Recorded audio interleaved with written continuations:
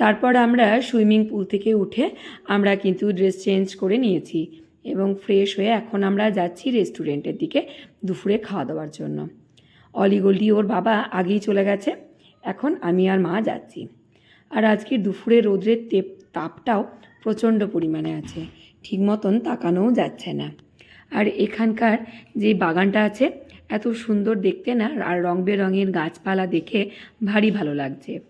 সাধারণ একটি নয়নতারার ফুলটিও বেশ সুন্দর, মানে এত সুন্দর তার রং, সেগুলো যেন চোখ ফেরানো যাচ্ছে না। চলুন রেস্টুরেন্টের সামনেটাতে চলে এসেছি, আগে ভিতরে ঢুকি, গিয়ে বসি। বাইরে এতটাই গরম, ভিতরে ঢুকে মনে হচ্ছে যেন অনেকটা শান্তি পাওয়া গেল। অলি আগে এসেই বসে পড়েছে, বাবা এখন মেয়েদের ছবি তুলতে ব্যস্ত।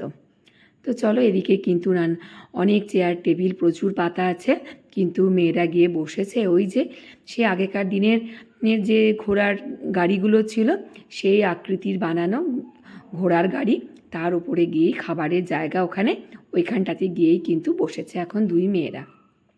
আমরাও তাই উঠে গেলাম, উঠে গিয়ে ওই জায়গাটাতেই বসলাম।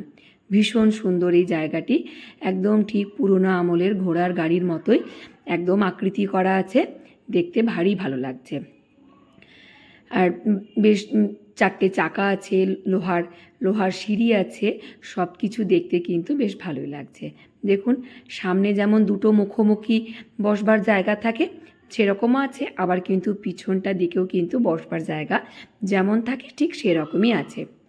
নিচেরটা দিকেও কিন্তু কারুকার্য করা, গতি আঁটালো বেশ অনেকগুলো চেয়ার আছে, বেশ ভারী সুন্দর লাগছে।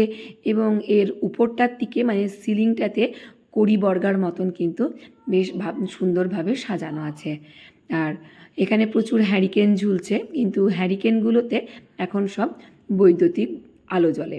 খুব সুন্দর, বেশ আধুনিক যুগে এরকম ধরনের যে দেখতে পাওয়া যায় সেগুলো কিন্তু বেশ ভারী ভালো লাগে। এদিকে চারিদিকে সব কিছু দেখতে দেখতে আমরা যেখানে বসে বসে গল্পও করছিলাম আর চারিদিকটা দেখছিলাম। আর আমার এই ঘোড়ার গাড়িটা বেশ পছন্দ হয়েছে, এবং ঘোড়ার গাড়ির সামনের দিকটাতে যেখানে চালক বসে চালায় সেখানটাও কিন্তু অবিকল ওই রকমই তৈরি করা। দেখুন, গল্প করতে করতে আমাদের কিন্তু দুপুরের খাবার সব চলে এসেছে।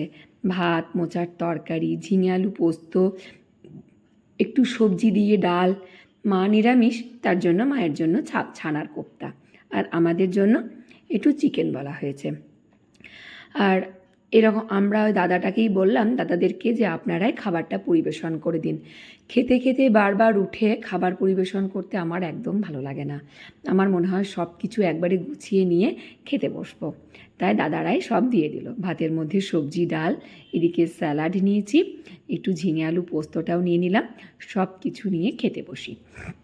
প্রতিটা প্লেটেই একটি করে চামচ দিয়েছিল, কিন্তু আমার তো চামচে করে খেতে একদম ভালো লাগে না। বাঙালি মানুষ, বাঙালিয়ানার মতোই আমার খেতে বেশ ভালো লাগে। তাতে মনে হয় বেশ তৃপ্তিও পাওয়া যায় এবং পেটটাও মনে হয় বেশ ভরল। তাই ডাল মাখিয়ে পোস্ত দিয়ে মেখে হাতে করে ভাতটা মুখের মধ্যেই পুরে নিলাম। খুব সুন্দরভাবে খেতে কিন্তু আমার এইভাবেই ভালো লাগে। আর এখানে কিন্তু আজকের মোচার তরকারিটা অসম্ভব সুন্দর হয়েছিল খেতে, স্বাদটা এতটাই ভালো ছিল, খুবই ভালো লাগলো। চলো, একে একে কিন্তু আমরা সকলেই কিন্তু একসাথে হাতে করেই খাওয়া দাওয়া করলাম।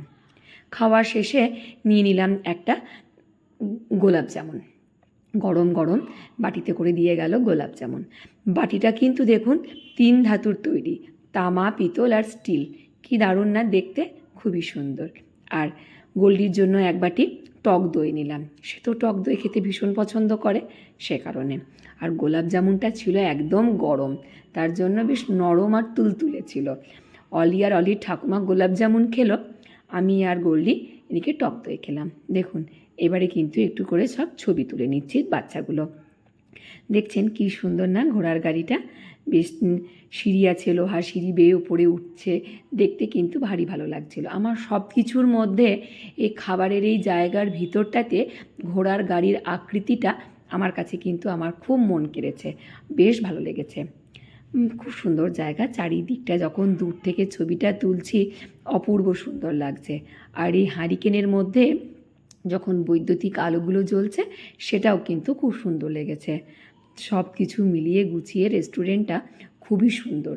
এবং শুধু রেস্টুরেন্টটা বলবো কেন, বাইরের পরিবেশটাও কিন্তু ফুল গাছ, নানান রকম পরিবেশটা সব কিছুই কিন্তু বেশ ভালো একটা পরিবেশ। ওর বাবা এদিকে খাবারের টাকা দিচ্ছে ওইদিকে, আর এদিকে আছে মুখশুদ্ধি রাখা আছে। মুখশুদ্ধি রাখা যে ট্রেটি এবং যে বাটিগুলো, সেগুলো কিন্তু তামা পিতল দিয়েই তৈরি করা।